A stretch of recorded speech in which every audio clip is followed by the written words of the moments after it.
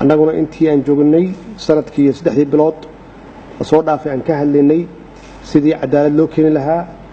shacabka Soomaaliyeed loo siin lahaa cadaalad loo siin lahaa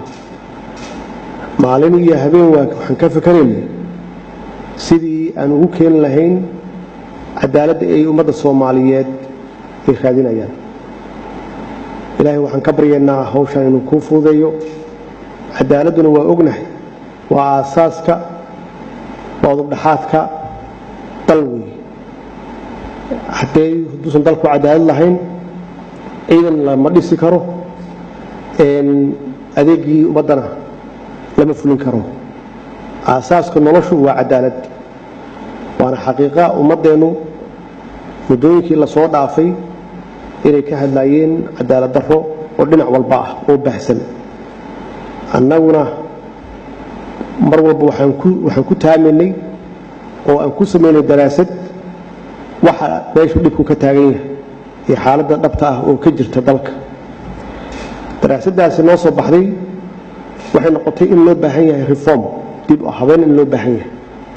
dib u habeyntaasna ay maanta bilaabatay inay noogu xigi doonto inaan golo adeeg aan sameeyno golahaas adeegana mas'uuliyadiisa uu la wareego si cadaalad u noqoto garab saddexaad oo la siman fulinta iyo sharci dejinta meeshaan u socono waa taas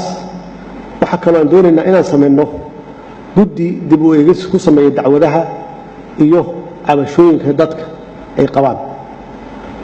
oo dhageysta wax alla wixii khaldamay iyo sida loo sixi karo oo gacan ka siin doona insha Allah sidii hawshaasi ay kugu fudaan lahayd haduu ay biiraan hawshan hawl sahlan ma aha annaguna waa u soo jeesanay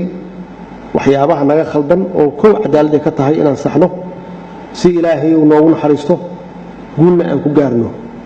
haddaysan cadaalad jirin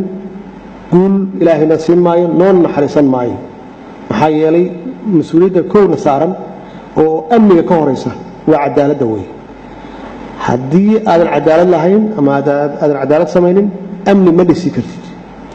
saas darteed gudoomiye mar kale